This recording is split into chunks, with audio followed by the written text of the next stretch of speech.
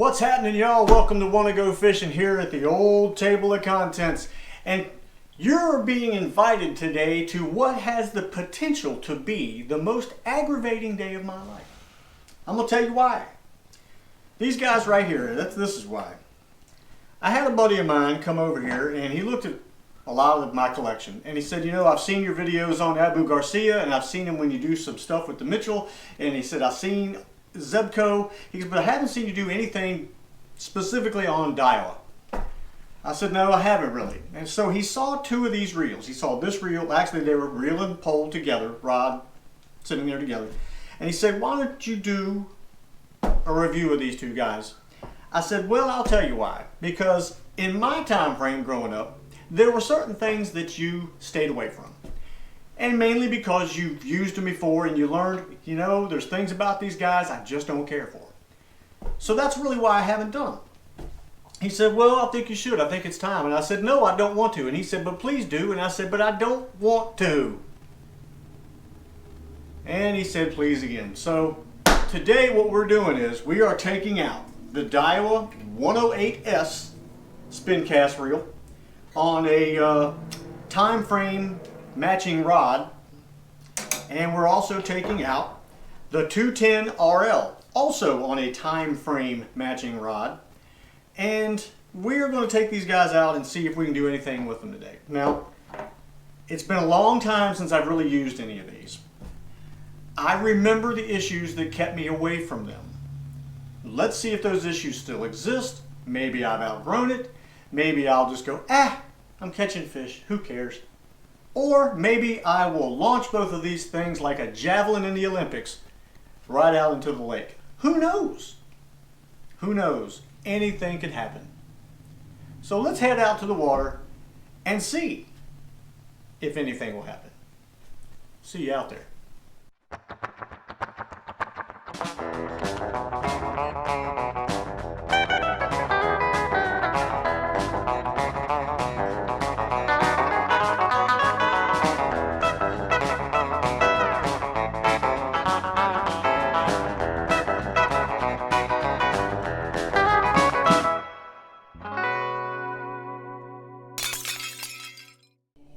All right, we're out here at our testing facility. We're going with some yum worms here. I got two different ones. I got a June bug and the black blue flake. We'll give that a try and see what both of these old Daiwas can do. Now what we're looking at here is a 210 RL. And these things fall back into about the 70s. You know, Daiwa still makes something that's very similar to these today. And I mean, you can find these everywhere. And you know, since I was asked why I seem to harp more on, I don't want to say harp, I guess why I'm more attracted to or drawn to the Zebcos and the Abu Garcias, and I was leaving the Daiwas out. Well, so you know what? I ain't leaving them out because I have some of them. So here we are out here today with two Daiwas. This is a 108S. And you can see they're very similar to each other. The string entrance holes into the bell size is different, but they both have 6-pound tri-lean on them.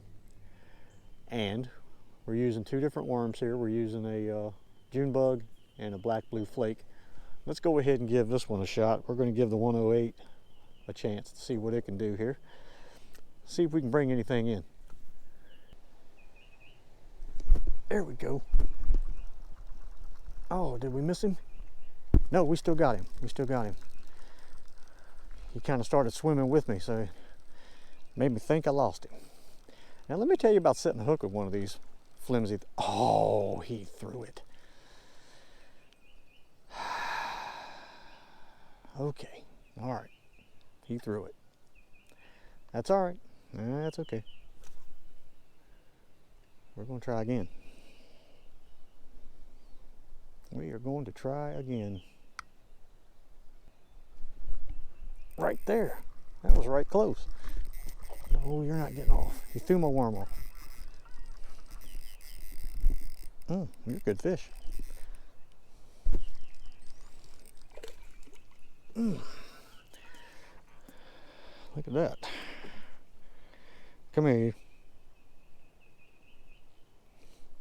It's good fish, good fish.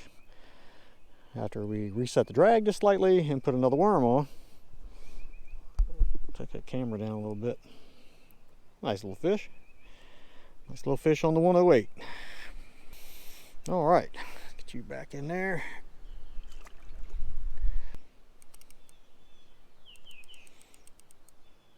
Now here's one of the things I was telling you about with these reels. If there's any slack in the line, the pickup almost doesn't want to grab it. You have to get the line taut for it to pick it up, which is one of the things that I really like about the Zebcos and the Abu Garcias. You don't really have to do that. If the line's got a little bit of slack in it, it acts okay. I know one thing, you can put these daggone things just about anywhere you want them to be. So okay, there it is again. That pickup is just not taking the string. And that bothers me. There we go. Something went for the pink. I can't believe it. It was just a try.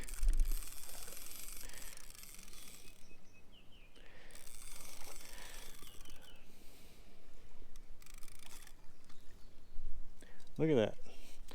Pink and white. Pink and white did it today. Come here. No, I said come here. Stop spinning.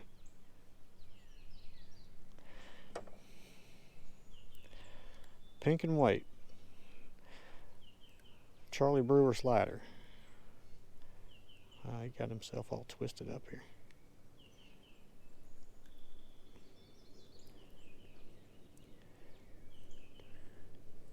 There we go. Come on. Come on. There we go. There we go. Pink and white Charlie Brewer slider. So there's two bass. Small bass. Bass nuggets. On two old Daiwas. Now, if I caught anything any bigger than that, I ain't sure what in the world would happen. But we're going to keep trying and maybe we will. Yeah, I'm hearing something funny in there. Let's take that off real quick.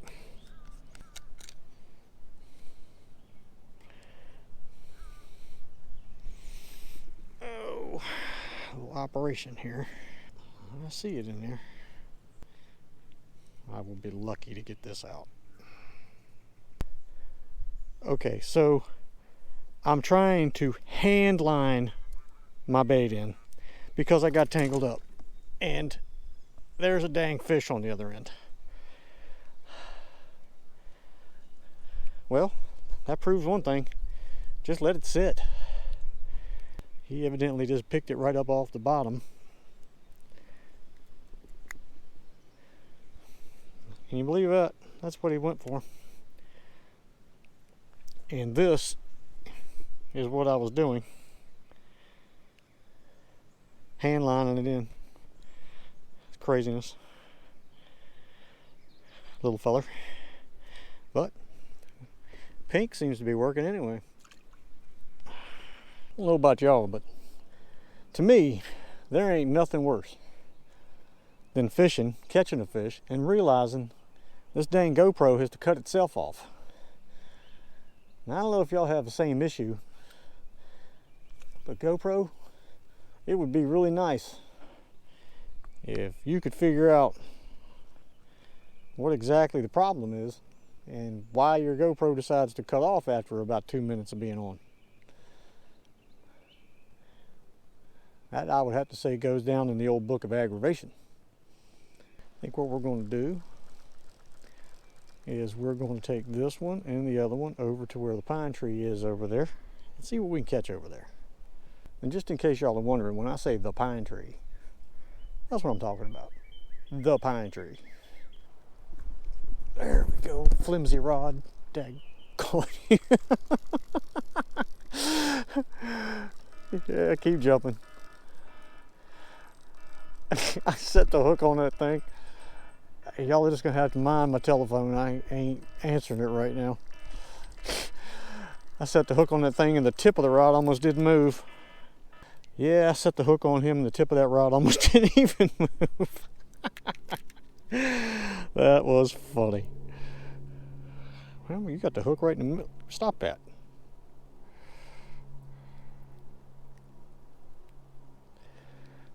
Oh, that was funny. Little fella on a worm.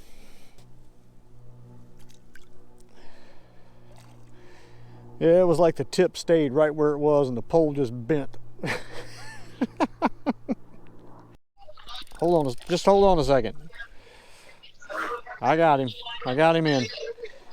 I am using a pink grub, a pink and white grub, and these fish are hitting pink like it's a cupcake or something. Right. But hold on one second, because you are going to wind up being on YouTube, so don't say anything negative or bad. Because I'm taking him off the hook as we speak. If I can get him off the hook. He got that one pretty stuck up in there, in the gristle of the face. There we go. All right, we're going to do a few more with this thing. The other one, the other Daiwa, the 210 RL, something happened internally. I don't know. I'm going to have to take it apart and find out. Something happened to the line inside it earlier, obviously, when I had to hand line the fish in after it got all tangled up inside. Well, gold doesn't. Okay. See ya. Thanks for coming. Oh, Lord. That was hilarious. Like a darn star-kissed sardine just nabbed it right here at the bank. I don't know if I actually got him on video or not, but that was pretty doggone funny. Amusing. See, fish can amuse you when you're having a bad day, when your reels are falling apart and your GoPro doesn't want to work. All it takes is one little goofy fish to just come swimming up and nail your bait at the last second, right at the pier. And it's just daggone funny. I ain't kidding. You had to be here. I was here and it was funny. Fling! That's right. If you say fling, it's guaranteed for an extra at least 2.5 feet. Oh! There we go. Did I lose that fish? No, I got him. That's all I wanted was one more fish on this poor old pole here that's been having a day. Hey, don't fight with me. Come here. Come here. Flip, flop, and fly. Do all you want, but you're on land now, boy, you're mine. We're going to call it quits for today. Hope you've enjoyed it. We're going to do a little outro here just a little bit. See you in a bit. Bye.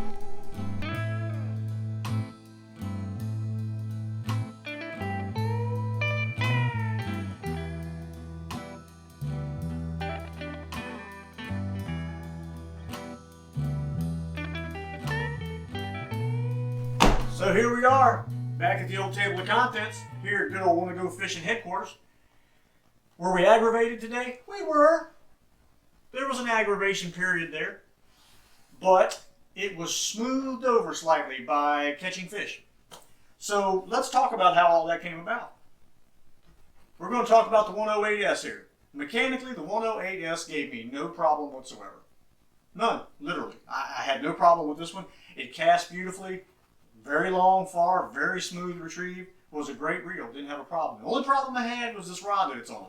One, the hand grip is really small, and it's a very long rod, and it's kind of top heavy, or tip heavy. So when you go to cast, you almost feel like it's going to fly out of your hands into the water. The other problem is it's extremely limber. Very bouncy. I set the hook on a fish, and I swear to you, I pulled the rod back 3 feet, and the tip never moved when I set the hook. That's just the nature of the time frame.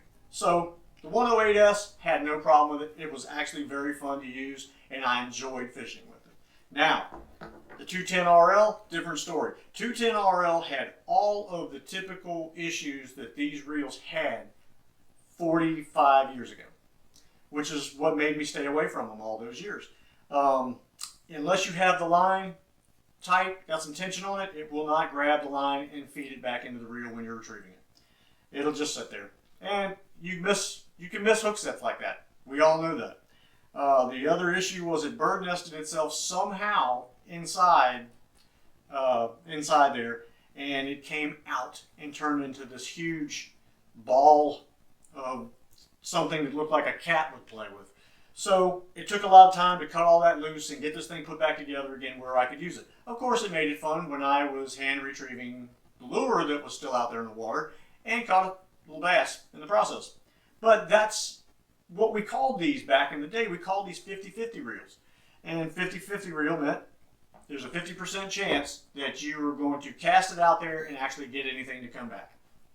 That's the chance you took. But that's why, in my world, back in that time frame, I stayed away from these. So, with that being said, I hope that my buddy is watching, because I did this because you asked me to. So here I am, sitting here because you asked me to.